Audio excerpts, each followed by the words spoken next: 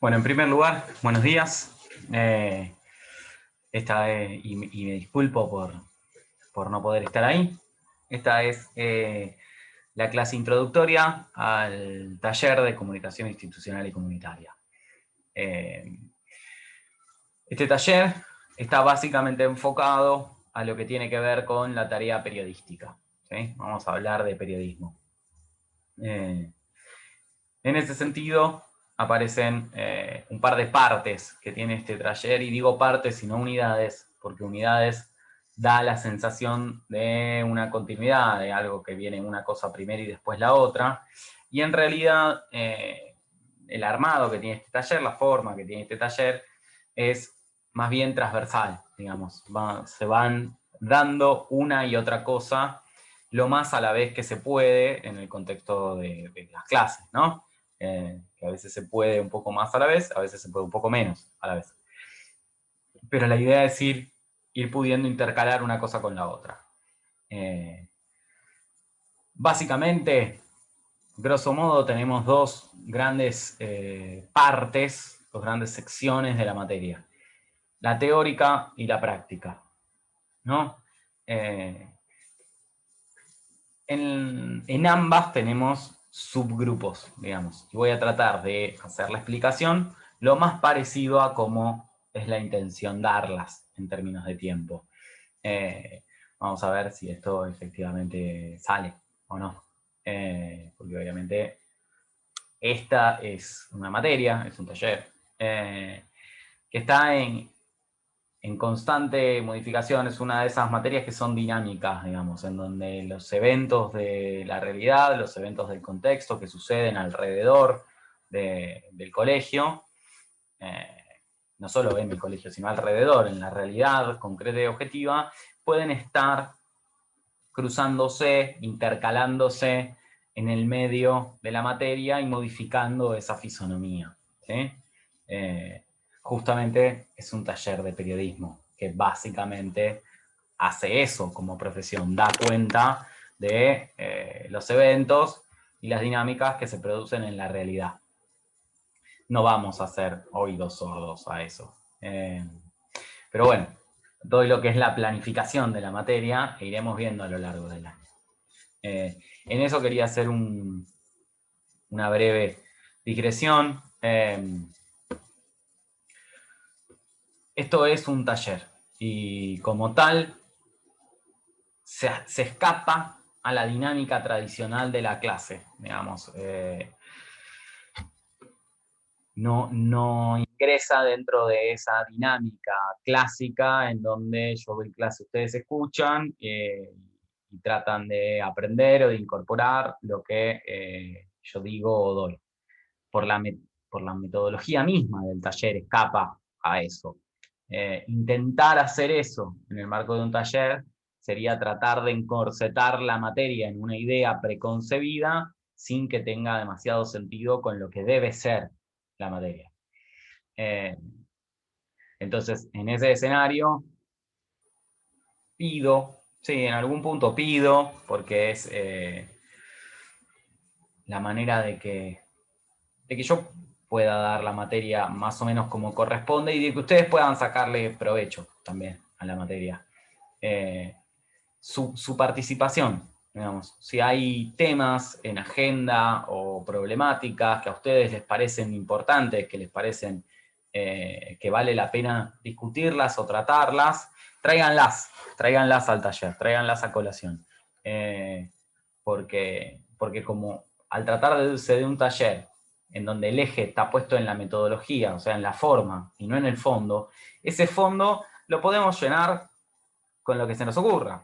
Obviamente yo tengo algunas ideas y son las que están en el programa y son las que seguramente veremos varias, pero si ustedes traen las suyas, tanto mejor, porque entonces les va a resultar más interesante y entretenido y probablemente aprendan más o se lleven más de esta materia, que en última instancia es la idea de todo esto. Ya estamos en sexto año, ya el tránsito escolar en el secundario está terminando y está bueno que sea lo más disfrutable posible este último envión, digamos. por lo menos en la medida que nos compete a nosotros, que es adentro del colegio. Después, obviamente, afuera del colegio debe ser muy disfrutable. Es muy disfrutable todos los años y no dudo de que lo van a disfrutar. Pero bueno, además, si en el colegio podemos hacerlo también, mucho mejor. Bien. Tenemos, por un lado, la parte teórica, la sección teórica de la materia, que también está dividida en un par de subsecciones. Digamos, en primera medida, lo que nosotros vamos a incorporar, a intentar ver, es la historia de la prensa nacional. Se fecha tradicionalmente el 7 de junio de 1810 como el inicio de la prensa argentina. De hecho, festejamos todos los años el Día del Periodista. No es un feriado, así que difícilmente lo sepan, pero bueno, el 7 de junio teóricamente es el Día del Periodista, porque es el día que salió la Gaceta de Buenos Aires, editada por Mariano Moreno. ¿Para qué vamos a hacer esa historia del periodismo? A ver, esta no es una materia de historia, con lo cual no vamos a ver la historia completa del periodismo, qué fechas, qué diarios y qué sé yo, sino que lo que vamos a ver son las distintas etapas por las que atravesó el periodismo y tratar de poner en cuestión incluso las ideas preconcebidas que tenemos sobre qué es o qué debería ser el periodismo. Y entender que eso que nosotros celebramos como el Día del Periodista, en realidad lo que Mariano Moreno hacía en ese momento, hoy no lo consideraríamos periodismo. O por lo menos habría un montón de discusiones en torno a si es o no periodismo. También vamos a discutir un poco en esa idea cuándo se profesionaliza el periodismo, qué es un periodista, digamos, en ese sentido. Tradicionalmente se habla de un corte, en general, en la historia del periodismo en el siglo XX. ¿Sí?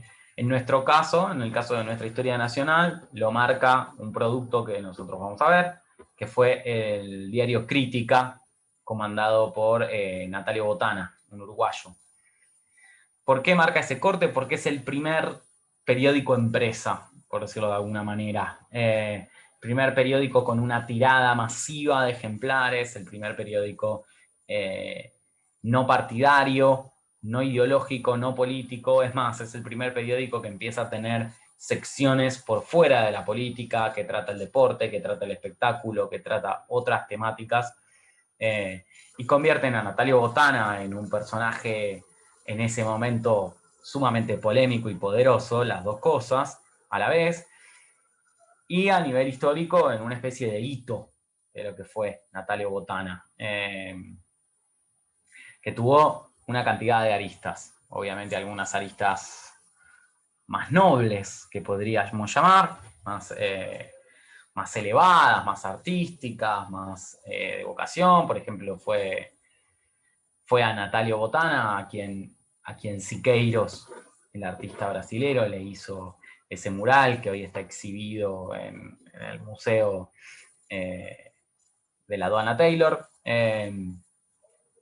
y que después se recupera. También es Natalio Botana quien inicia el poder de la prensa, el poder mediático, en términos de moldear la opinión pública, digamos.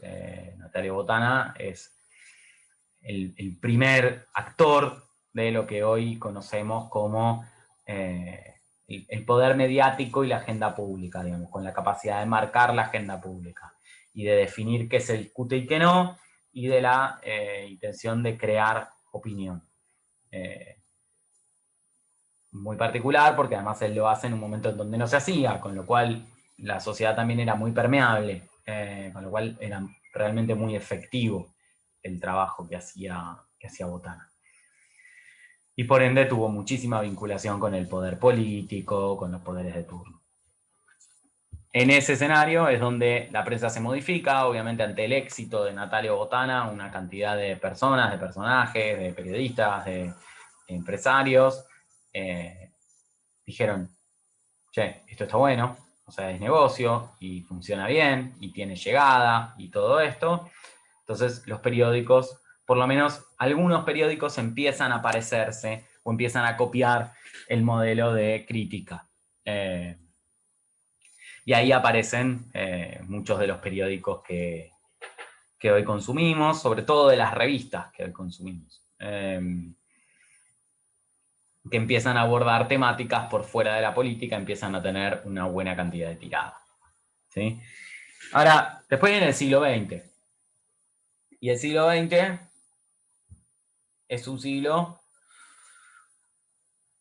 conmovido por una cantidad de eventos de mucho poder, de mucha fuerza, muy explosivos. Lo que tiene que ver con la década infame, el peronismo, las dictaduras, la política en general, la guerrilla, los movimientos de izquierda, incluso la intelectualidad, digamos, todo aparece, bueno, la idea de intelectuales orgánicos, de personajes que se autodenominan intelectuales, que están en una dinámica del pensamiento, pero que ese pensamiento lo ponen en pos de una ideología política, cualquiera sea esta. Hay una cantidad de movimientos a lo largo del siglo XX en Argentina muy importantes, sobre todo hasta 1983, digamos, el momento de la recuperación de la democracia. Nosotros vamos a abordar ese periodo no desde la realidad histórica política, por decirlo de alguna manera, sino desde cómo la prensa fue variando, desde cómo se fue configurando en esta prensa actual que nosotros tenemos. Esta primera sección de la historia de la prensa es la más breve del programa, es dar un pantallazo, no es algo que nos vayamos a meter en profundidad, sino que es dar un breve pantallazo. El sector más importante de la historia de la prensa va a aparecer a partir del 83, porque nuestra prensa hoy es muy heredera de los procesos iniciados en el año 83. Es muy heredera de la democracia, es muy heredera de la libertad de expresión, de la discusión en torno a la objetividad o no del periodista, digamos, todo esto aparece con muchísima fuerza a partir del 83, y los grandes periodistas que hoy entendemos como eminencias, son mayoritariamente periodistas cuyo prestigio y cuya importancia se dio al calor de la democracia. Pienso en nombres como Jorge Lanata, como, bueno, Berbisky, que está medio hoy en la palestra pública, personajes como el Gato Silvestre o como Jorge Rial, incluso alejándonos del periodismo político, son todos personajes muy ligados a ese periodo post-democracia. Entonces, en ese sentido, ese sí es un periodo que vamos a abarcar un poco más, sobre todo en función de sus hitos. Después de ver esa primera parte teórica, o mientras vemos esa primera parte teórica, vamos a ir practicando el oficio periodístico, digamos.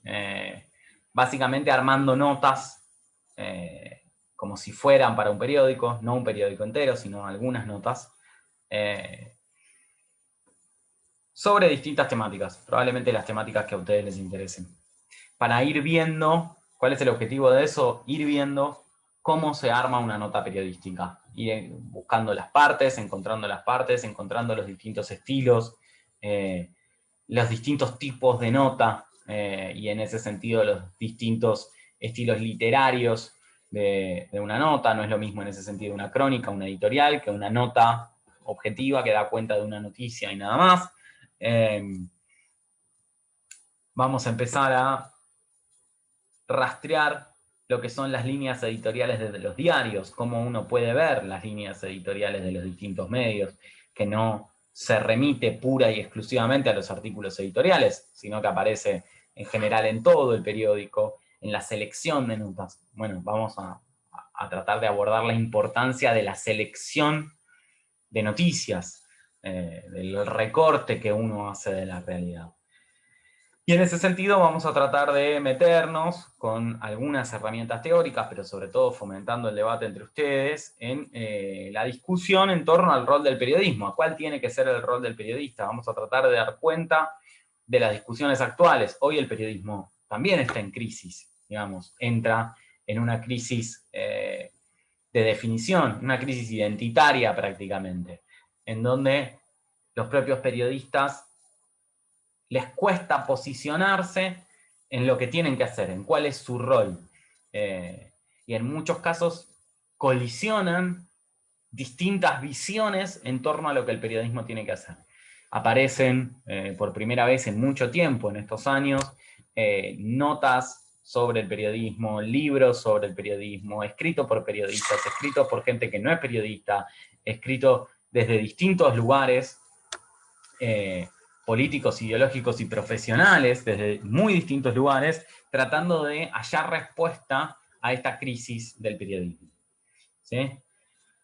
Nosotros vamos a tratar de practicar ese oficio, esa profesión, en la medida en lo que podemos hacer, para conocer cómo funciona un periódico. Este primer momento es de aproximación, de acercamiento a la cuestión periodística. En ese sentido, sus saberes previos van a jugar un rol importante. No va a ser el mismo, el tránsito, para quien esté acostumbrado a leer un diario, para quien esté acostumbrado a mirar un informativo, que para quien no.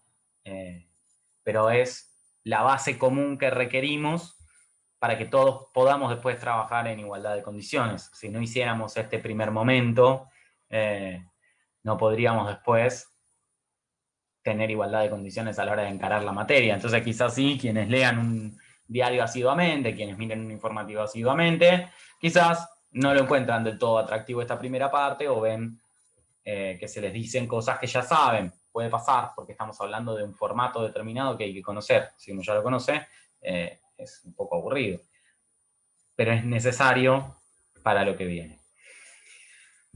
¿Qué es lo que viene? Lo que viene son varias cuestiones. En términos teóricos, vamos a tratar de empezar a acercar la lupa, a afinar la mirada en los distintos tipos de periodismo. En lo que tiene que ver con una crónica, en lo que es el periodismo de investigación, sobre todo el periodismo de investigación, en lo que es el periodismo científico, en lo que es el periodismo policial, en lo que es el periodismo de espectáculos, en lo que es el periodismo de moda. Cada uno de estos subgrupos, cada vez hay más de estos subgrupos, aparece el periodismo tecnológico, el periodismo científico también dentro de la palestra. De hecho, hoy se está usando también mucho el periodismo hasta geográfico, digamos, el periodismo de turismo, que se asemeja a una crónica, pero no llega a ser.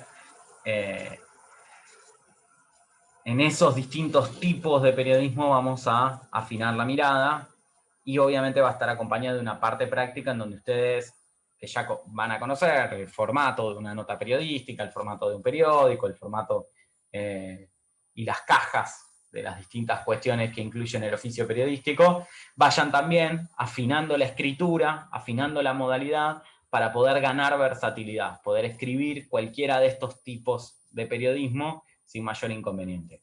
¿Sí? El objetivo va a ser ese. Entonces cada uno de ustedes va a tener que hacer una nota de investigación, una nota de espectáculos, una crónica, algunos de esos lenguajes, y buscar y analizar cuáles son esos lenguajes que aparecen en ese tipo de periodismo para tratar de imitarlo, de utilizarlo, de poder llevarlo adelante. Bien. Como verán, la idea de este taller es ir sumando teoría y práctica, teoría y práctica, teoría y práctica, que vayan uno de la mano con el otro. Probablemente en ese momento, en el momento en donde nos dediquemos a los distintos tipos de periodismo, también afinemos un poco el lápiz en algunas cuestiones históricas, sobre todo en algunos exponentes de esos tipos de periodismo, para rastrear la historia, para rastrear la trayectoria. Por último, sí, nos vamos a abocar a lo que tiene que ver con los debates actuales en torno al periodismo. ¿Sí? Ahí aparecen algunas aristas. Por un lado, la cuestión del formato, del vehículo. En el siglo XXI, en los últimos años, una de las cuestiones que hace entrar en crisis al periodismo tradicional es el gran problema de Internet. El gran problema de Internet y de las redes sociales, que aparece como un problema para el periodismo. ¿Por qué aparece como un problema? Porque una de las funciones más clásicas del periodismo es dar la noticia, Dar la noticia es su función tradicional, es su función clásica, es la función con la que surge. Hay empresas internacionales montadas sobre eso, cuyo prestigio internacional se basa en haber dado las noticias. Y de golpe aparece un siglo, una era de la tecnología, de la información, en donde la gente la noticia se la entera. Y se la entera en general de forma horizontal. ¿Sí? ¿Qué quiere decir horizontal? Que no hay un medio de comunicación que baja la información a las personas, sino que las personas se comunican entre sí vía redes sociales, y se enteran las distintas noticias, sin necesidad de que el periodismo las otorgue, las informe, lo cual le deja una parte sustancial de su función agotada. ¿Está del todo agotada? No, obviamente no. Como les dije a los que estaban presenciales en la clase anterior, y vuelvo a repetir ahora, esta materia está destinada, hay una especie de cruce sistemático entre el taller y siglo XXI, entre las dos materias que estamos viendo. Probablemente se vayan a cruzar más de una vez los temas, sobre todo cuando estemos entrando acá. Porque, ¿qué iba a decir? ¿Significa que terminó el periodismo, que esa función no la tiene más? No, porque estamos en un momento de ruptura paradigmática y por ende hay un nuevo paradigma que no termina de nacer, no hay una realidad ya puesta que sea distinta a la anterior, completamente distinta. Sino que esos dos paradigmas, esas dos concepciones, estamos en el momento en donde conviven juntas. Y en ese convivir juntas, obviamente, las prácticas tradicionales no han muerto del todo. Sin embargo, la crisis arranca porque dan muestras de estar muriendo.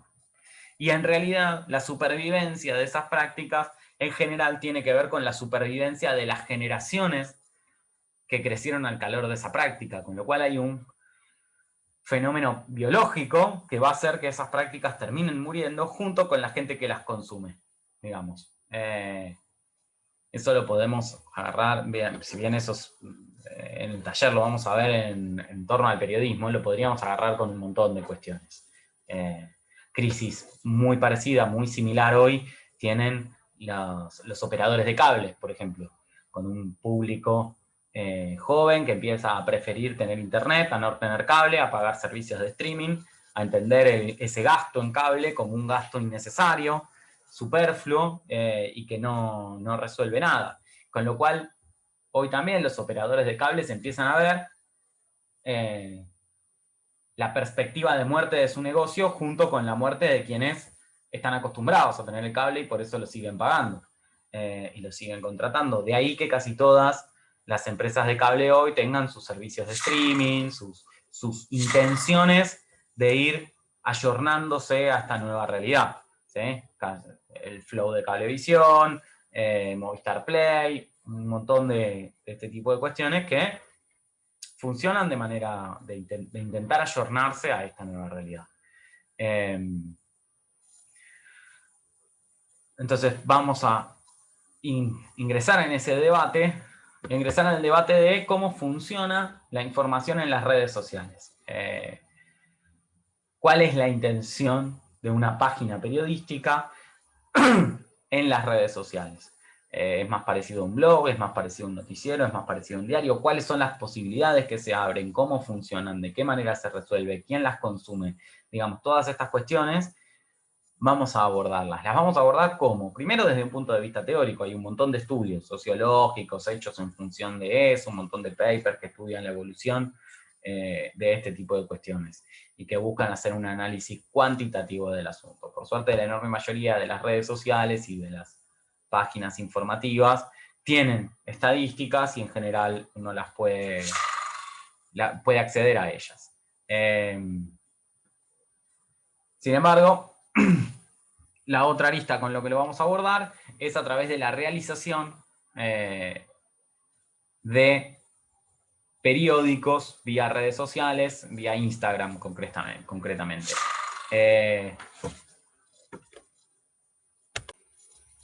Disculpen, pero a través de la creación de un periódico en redes sociales, para de esa manera experimentar en primera persona cómo se mueve un periódico en redes sociales. En ese escenario, la idea es que ustedes lo vayan elaborando, puedan ver las herramientas que se necesitan, las maneras de comunicación, y tratar de, si bien ustedes no son una empresa periodística y por ende no va a ser un ensayo periodístico, pero tratar de darle el formato más cercano a la realidad posible, el formato más cercano a lo profesional posible, de manera de que esas características propias de la prensa en redes sociales ustedes puedan ir viéndolas y experimentándolas. El objetivo es que puedan experimentar este tipo de cuestiones.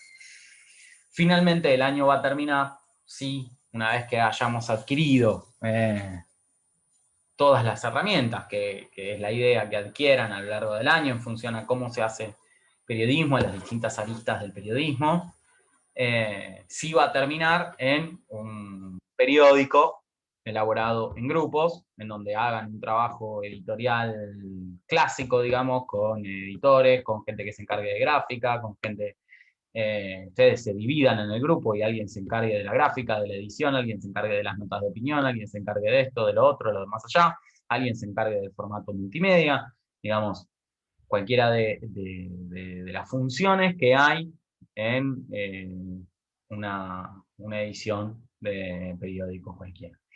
Y de esa manera tengan un acercamiento a la práctica periodística ya formalmente. Ese periódico va a tener que ser de interés general, digamos, un periódico clásico, tiene una cantidad de pautas que van a tener que respetar. Y, y en el medio, además de las pautas generales que van a tener que respetar, yo les voy a ir imponiendo pautas para algunos números específicos. Entonces, para poder ir probando, para que ustedes vayan experimentando cómo es realizar un periódico de distintos tipos, de distintas formas. En todo ese escenario, sobre todo en esta última parte, va a ser muy importante, o tiene un peso muy importante, la participación de ustedes, no solamente porque esto es un taller, y buena parte de las horas que estén en el taller va a ser efectivamente haciendo algo ligado a las actividades del taller, sino porque además, sobre todo en el caso de los periódicos, que son menos, las redes sociales es más difícil de hacer porque si son individuales son muchas para que ustedes estén chusmeando las de los otros, mirando las de los otros y prestándole atención. En el caso de los periódicos, es más factible de llevar adelante esta idea de que ustedes mismos vayan aportando ideas, ¿sí? El objetivo es que lean los productos que elaboran los otros grupos y puedan opinar al respecto, puedan intercambiar experiencias, y en general de las experiencias previas, de los años previos en que hemos dado este taller, en general son fructíferas, digamos, resultan en sugerencias de buena voluntad, de buena onda, sin intenciones de destruir al otro, sino en intercambios de experiencias que terminan potenciando tanto a quien las hace como a quien las recibe, digamos. Y los periódicos terminan claramente potenciados y mucho mejores. En ese sentido, una de las cosas que vamos a llevar adelante es esto en general, digamos. Buena parte de las clases presenciales, sobre todo después de terminar la primera parte teórica, que por ahí es más, es distinta, buena parte de las clases presenciales se va a basar en ustedes exponiendo eso que están haciendo, aquello que han hecho, exponiendo su producto, exponiendo su experiencia, exponiendo cómo les fue. Con lo cual, si bien yo voy a instar y casi obligar a la participación, nada, la verdad que no me gusta el rol de forzar a la participación, de forzar a alguien a hacer lo que no quiere. Entonces les pido la mayor de las voluntades, digamos. Este es un taller que requiere de el compartir de experiencias, porque es la mejor manera de enriquecerse de esas experiencias, poder compartirlas. No solo conmigo, sino con el resto de sus compañeros y compañeras, y poder construir juntos esa dinámica o aprender juntos esa dinámica del periodismo. Y cuando digo juntos, ni siquiera digo conmigo, digo entre ustedes. Aprender esa dinámica del periodismo. Desde ya, habrá algunos que les interese más, habrá algunos que les interese menos. Pero en cualquier caso, determina la manera en que se van a informar de todos esto que estamos viendo en este taller. ¿El taller determina? No, el periodismo. El periodismo y sus debates determinan cómo se van a informar el resto de su vida, porque es el resultado de esos debates el que termina conformando la paleta del periodismo en general, y sigue siendo el periodismo la manera de informarse y de estar al tanto de la agenda pública, y todo indicaría que va a seguir siéndolo. Con lo cual, está bueno tener alguna idea de cómo esos productos que uno consume se elaboran, y qué es lo que hay por detrás, cuál es la complejidad incluso, hasta si se quiere para valorarlo más, incluso, o para valorarlo menos. Cada uno depende, en función de su experiencia y de lo que consuma, lo verá. Quizás aparece la reacción de que pero no era tan difícil de hacer porque lo hacen tan mal, como quizás aparece la reacción de esto es muy difícil de hacer y parece muy sencillo. En realidad hay muchísimo esfuerzo puesto atrás. Eso dependerá de cómo cada uno termine leyendo el asunto. Esta es más o menos la presentación del taller. Vamos a arrancar esta primera clase a manera de introducción, si se quiere, es hasta manera de introducción, con una pequeña bibliografía, con un pequeño acercamiento, y digo pequeño porque después lo vamos a retomar y lo vamos a abordar con más profundidad, pero un primer acercamiento a la figura de lo que debe ser uno de los periodistas más reconocidos de la historia nacional, pero que además de ser muy reconocido, es ícono de todas las aristas que se cruzan en la práctica periodística, que es Rodolfo Walsh. Les voy a dejar un videito con una mini biografía de Rodolfo Walsh.